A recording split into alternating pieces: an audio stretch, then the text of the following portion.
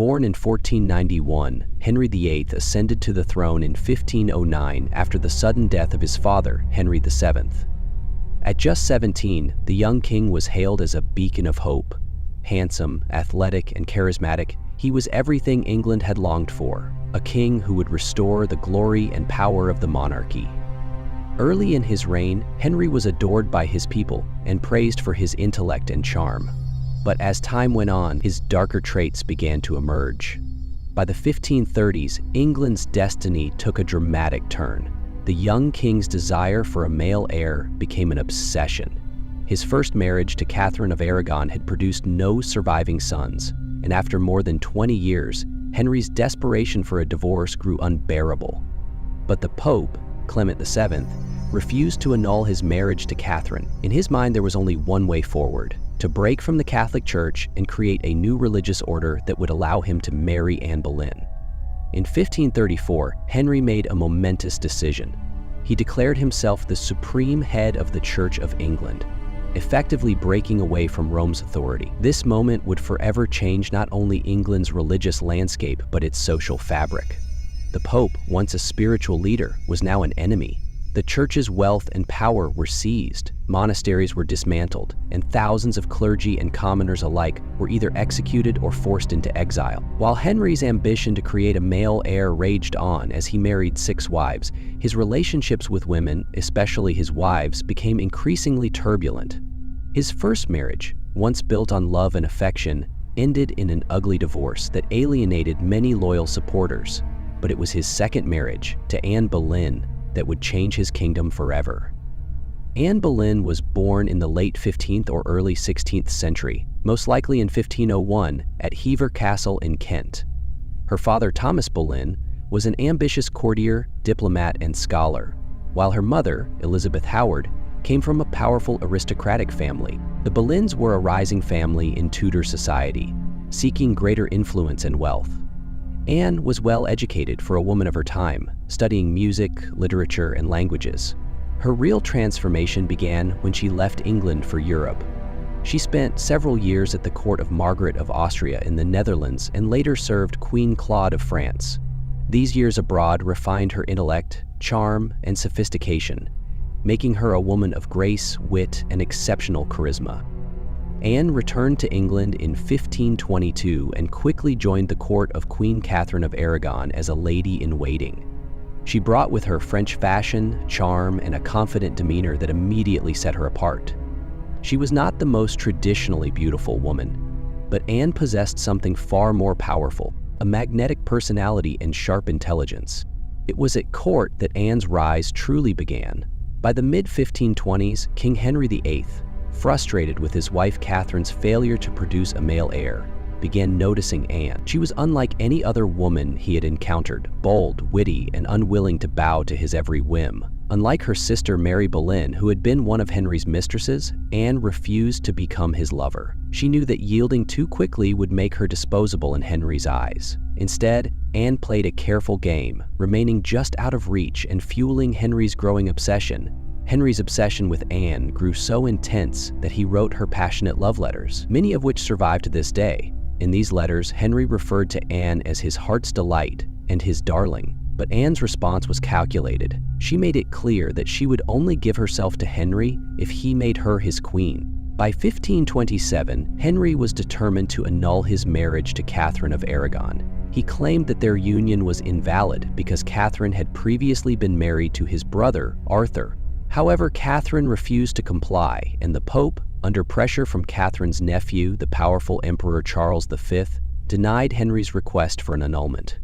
During this time, Anne's influence on Henry extended far beyond romance. She was a supporter of reformist religious ideas, and she introduced Henry to writings that questioned the Pope's authority. Anne's intelligence and conviction helped convince Henry that breaking with Rome was not only possible but necessary. Anne became Henry's partner in revolution. In 1531, Henry declared himself the supreme head of the Church of England. Severing ties with the Catholic Church, this moment marked the beginning of the English Reformation, a religious and political transformation that would redefine the nation. In January 1533, Henry and Anne were secretly married. Anne was already pregnant, and Henry was desperate for a male heir. In June of that year, she was crowned Queen of England in a lavish ceremony at Westminster Abbey. Anne had achieved what many thought impossible. She had risen from a courtly maiden to the most powerful woman in England. In September 1533, Anne gave birth to a daughter, Elizabeth. Although Henry was disappointed that the child was not a son, this baby girl would go on to become Elizabeth I, one of England's greatest monarchs. Anne's legacy was already taking root. In 1536, Anne Boleyn was accused of committing some of the gravest crimes imaginable. The charges were shocking. She was accused of adultery, incest, and treason. These accusations, if proven true, would not only cost Anne her crown, but also her life.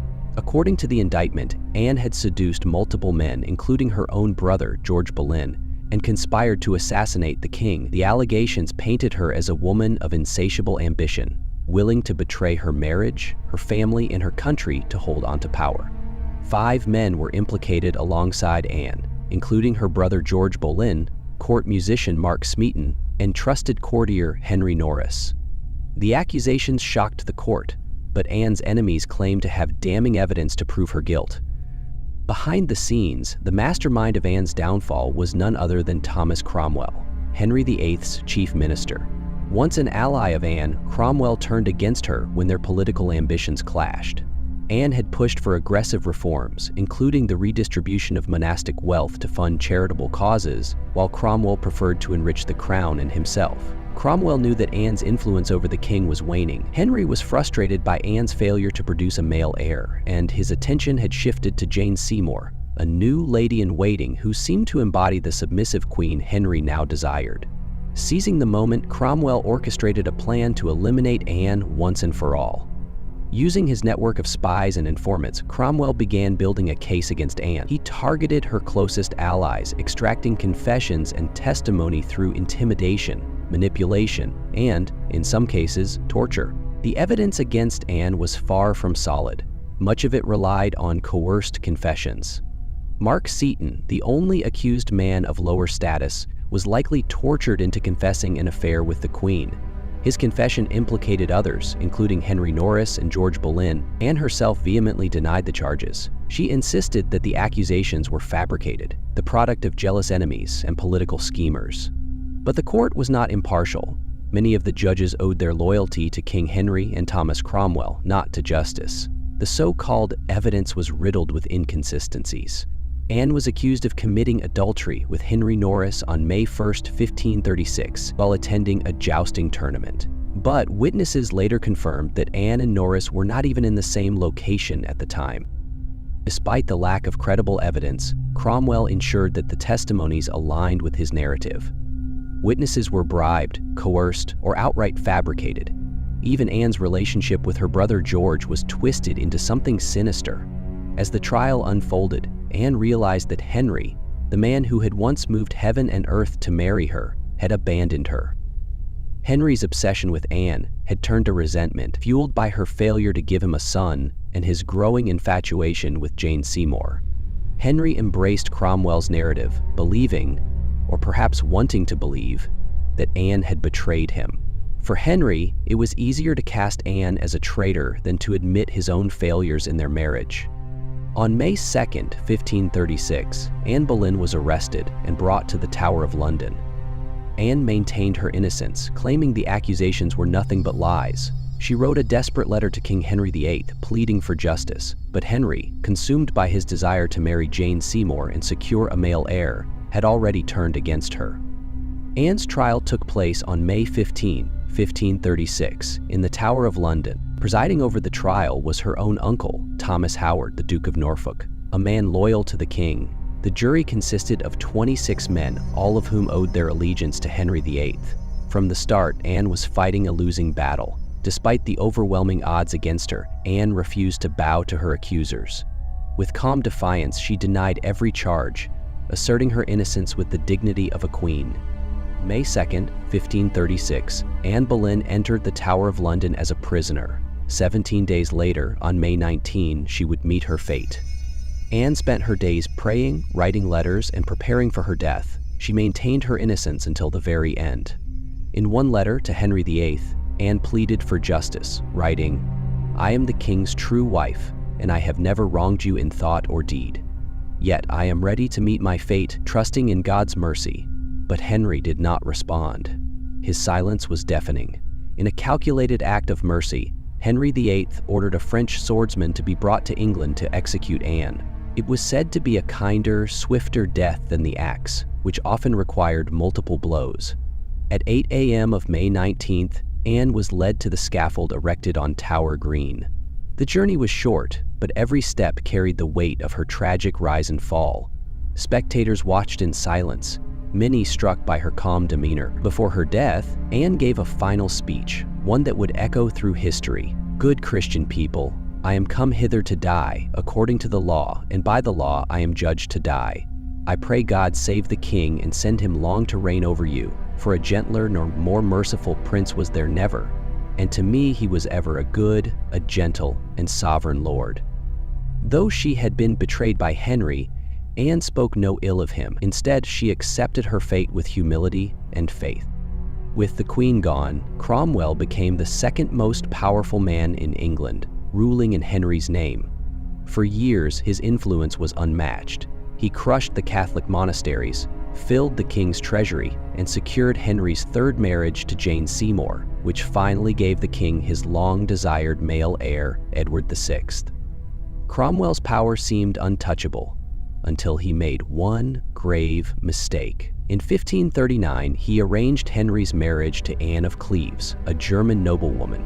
Seeking a strong Protestant alliance, Cromwell relied on a flattering portrait of Anne. But when Henry met his new bride in person, he was repulsed. He found her unattractive, calling her the Flanders Mirror. The marriage was never consummated and quickly annulled. For a man who had survived so many political storms, this was his gravest miscalculation. Henry's disappointment turned to anger, and Cromwell's enemies saw an opportunity to strike. The Catholic faction, led by the Duke of Norfolk, despised Cromwell's Protestant reforms. They fed Henry's growing resentment, whispering that Cromwell had become too powerful, too ambitious. Henry, known for his paranoia and swift retribution, listened.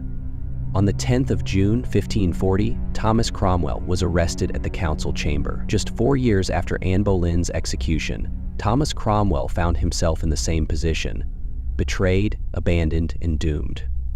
For weeks, Cromwell remained imprisoned, awaiting a trial that would never truly take place. His fate was already decided. On July 28, 1540, he was led to the execution site at Tower Hill. Unlike Anne Boleyn, who had been granted a swift execution by a skilled French swordsman, Cromwell would not be so lucky. His execution was a gruesome affair. After the death of Cromwell, Henry soon realized he had made a mistake.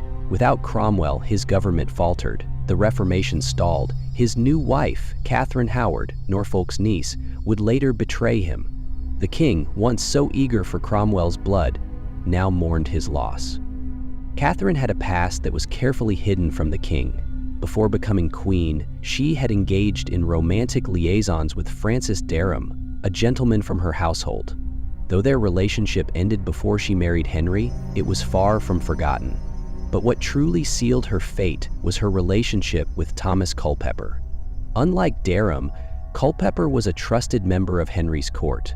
Rumors swirled that the Queen and Culpeper met in secret, slipping past the watchful eyes of the court. Lady Rochford, the widow of George Boleyn, facilitated these dangerous meetings. Whether out of loyalty or fear, she helped Catherine deceive the king. But in Henry's court, secrets never remained buried for long. In November 1541, the truth surfaced. Archbishop Thomas Cranmer, having gathered evidence of Catherine's past affairs, presented his findings to the king. Henry, at first, refused to believe it. His beloved Catherine, unfaithful? It seemed impossible. But the evidence was undeniable. Testimonies from servants, intercepted letters, and the confessions of Derham and Culpeper sealed Catherine's fate. The woman Henry once called his rose without a thorn had betrayed him. Catherine was placed under house arrest. Henry, consumed by rage and humiliation, ordered a full investigation. Culpeper and Derham were arrested and tortured. Under excruciating pain, they confessed, ensuring their own deaths. On February 13, 1542, Catherine Howard faced the executioner's block. She was only about 18 or 19 years old. Unlike Anne Boleyn, she was not granted a skilled swordsman. A rough executioner's axe awaited her. The execution of Catherine Howard left Henry VIII a broken man. He never spoke of her again, but her betrayal deepened his paranoia, his anger, and his failing health. Henry VIII was a shadow of the powerful warrior he once was. His body had betrayed him, his weight had ballooned to over 400 pounds, his legs were covered in festering ulcers, and the wound from his jousting accident nearly a decade earlier refused to heal. Infection had set in, and with it, the unmistakable stench of decay. The once great king, who had fought on battlefields and danced in royal halls, could no longer walk without assistance. His courtiers whispered, his death was near. As death loomed closer, Henry's mind became plagued with suspicion. He saw enemies everywhere, even those closest to him were not safe. His final wife, Catherine Parr, narrowly escaped execution when Henry realized he had been manipulated by his advisors. But others were not so fortunate. Henry ordered the execution of the Earl of Surrey, convinced he was plotting against him. The king was ensuring that no threats remained, not even as he lay dying. By the evening of January 27, 1547, it was clear. Henry VIII was dying. His doctors dared not tell him directly, fearing his wrath. But the king knew. In the early hours of January 28, 1547, Henry VIII, King of England, head of the church, the man who defied Rome and reshaped a nation, was no more. His coffin was taken to Sion Abbey, where it rested overnight. But by morning, something horrifying had happened. Henry's corpse had ruptured. His body, swollen with decay, leaked fluids onto the stone floor. Henry VIII was laid to rest at St. George's Chapel in Windsor Castle, beside his beloved third wife, Jane Seymour, the only queen who had given him a male heir. Though his body was buried, his legacy would haunt England for generations. His break from Rome, his 6 wives, his ruthless executions, all of it had reshaped a nation. Do you think Henry VIII was England's most hated monarch? Let us know in the comments.